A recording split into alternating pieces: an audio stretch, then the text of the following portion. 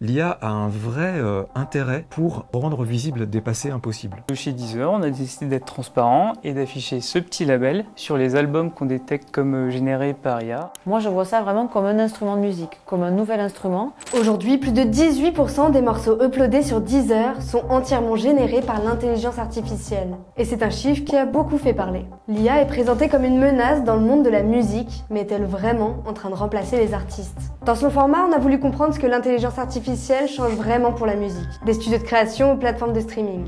Pour ça, on est allé à la rencontre de deux artistes, de Laurentis et Benoît Carré. Ils nous ont montré comment l'IA peut devenir un véritable outil de création.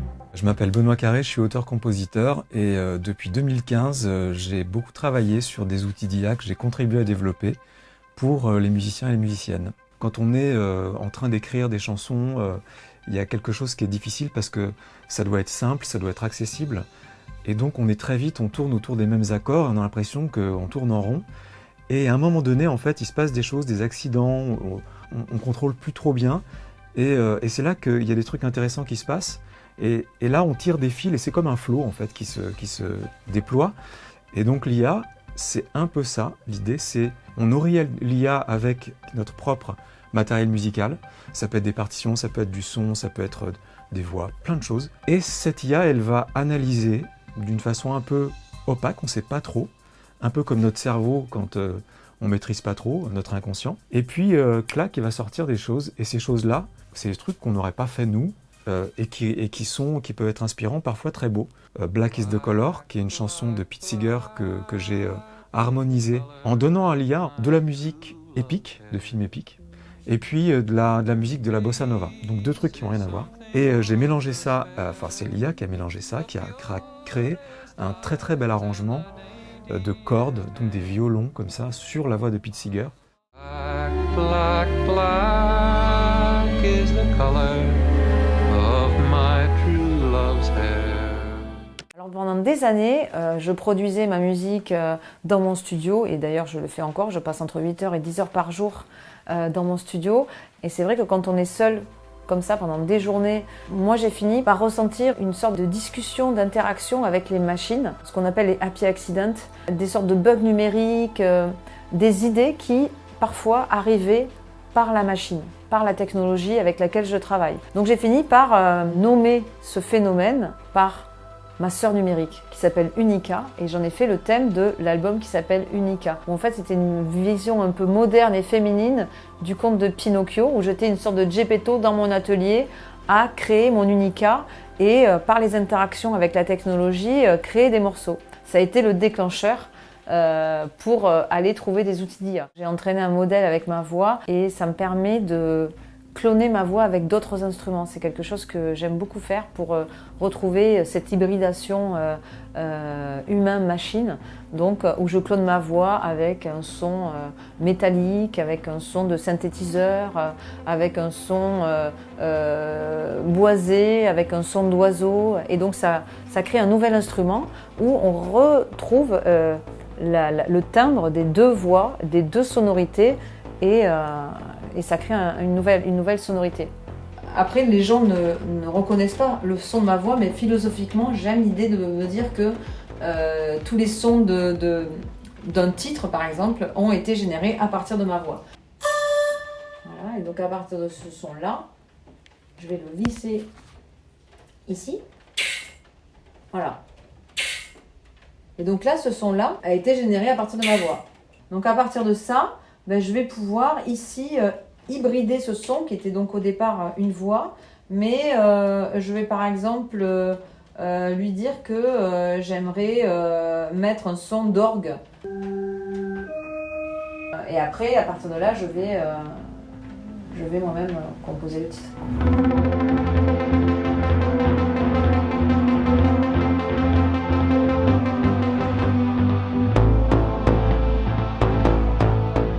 Je me suis intéressé au clonage vocal pour créer un projet qui s'appelle Chansons Impossibles. C'est des chansons qui sont impossibles parce que ce sont des hommages à l'envers. Généralement, les artistes du présent rendent hommage aux artistes disparus. Et moi, j'ai imaginé en fait l'inverse, des chanteurs disparus, des chanteuses disparues qui rendent hommage aux artistes d'aujourd'hui.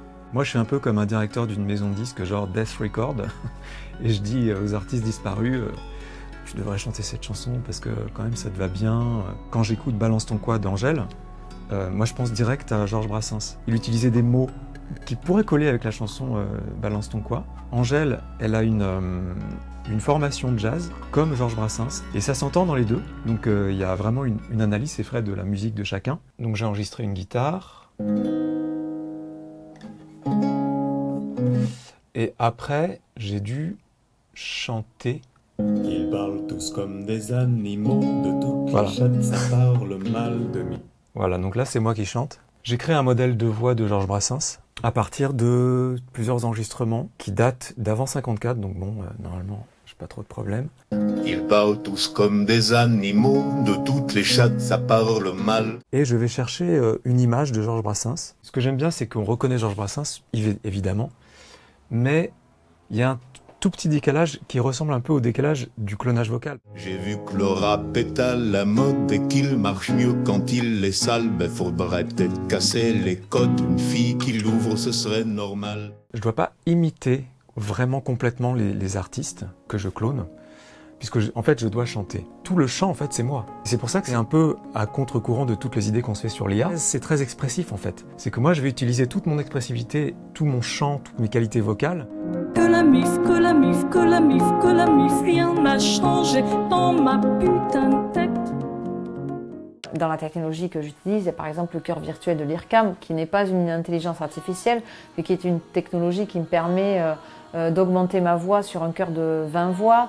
J'utilise des gants connectés, les gants Mimou, développés par Imogenip, qui sont des gants qui me permettent par la gestuelle de moduler mes sons, de manipuler des sons. Ça, c'est des gants que j'utilise plutôt en live pour manipuler le cœur virtuel de l'IRCAM.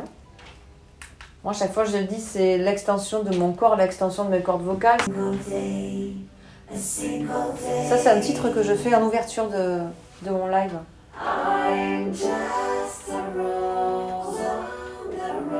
If you let me in.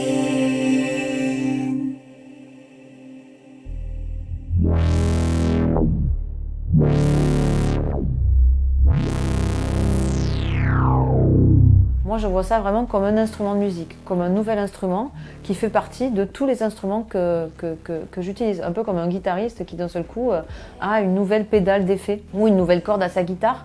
Voilà, moi, c'est des outils comme ça qui vont faire partie de tous les instruments que j'utilise. Alors l'intelligence artificielle peut être un instrument pour les artistes, mais elle peut aussi servir à faire des musiques à la chaîne, sans âme, juste pour engranger des écoutes et donc de l'argent. Parce que pour créer une musique à partir de l'IA, c'est très facile. Avec Suno par exemple, on peut créer n'importe quel style musical en quelques minutes. Il suffit d'entrer un prompt, par exemple une musique jazz douce avec un peu de piano et de trompette légère et mélodique, et hop, le site génère automatiquement plusieurs versions.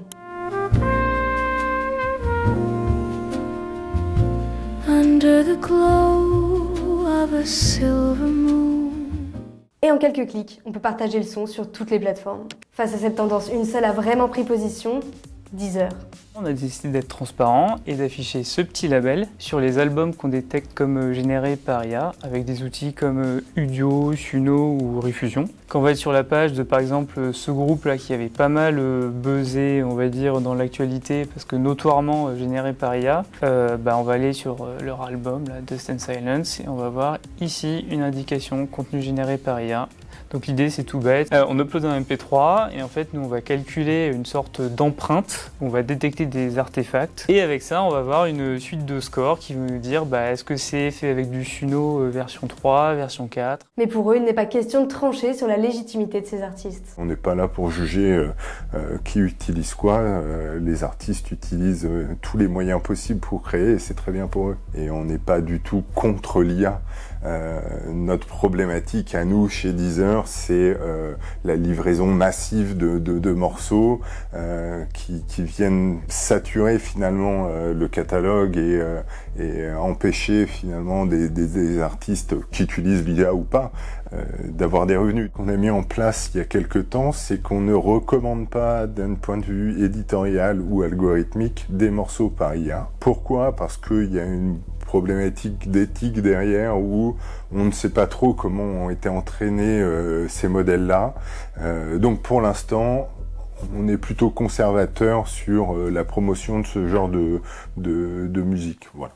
De son côté, Spotify, l'un des concurrents de Deezer, est accusé par une journaliste américaine de remplir ses playlists avec des sons de faux artistes afin de réduire les revenus pour les vrais. Et face à ces critiques, Spotify se défend. Spotify ne fabrique pas de musique, qu'il s'agisse d'IA ou autre, et n'acquiert aucun droit auprès d'aucun artiste. Mais pour les créateurs, l'inquiétude est bien réelle. Aujourd'hui, la SACEM estime que si cette tendance se poursuit, 27% des créateurs de musique pourraient tout simplement disparaître. Mais une question reste en suspens, comment distinguer un fraudeur d'un vrai artiste qui utilise simplement l'IA comme un outil créatif? Pour les trucs qui sont partiellement générés par IA, donc on pourrait imaginer la voix générée par IA et les instruments qui sont faits par des humains. Pour l'instant, on ne l'affiche pas. Nous, c'est purement les morceaux 100% générés par IA. Mais ça fait partie des problématiques futures et des recherches futures, parce que là on arrive sur le terrain des hybrides entre IA et humain, et les décisions elles sont beaucoup plus floues de si c'est acceptable ou pas. Générer un titre avec des prompts, pour moi il n'y a aucun acte de composition et de production, donc d'un c'est un titre qu'on ne dépose pas à la SACEM, et c'est un titre que normalement on ne met pas sur une plateforme, ou alors il faut que les auditeurs soient au courant. Je n'ai jamais mis sur les plateformes des morceaux faits 100% avec l'IA. Enfin, j'ai pas envie. Pour moi, la musique, c'est une intention, c'est faire, c'est partager.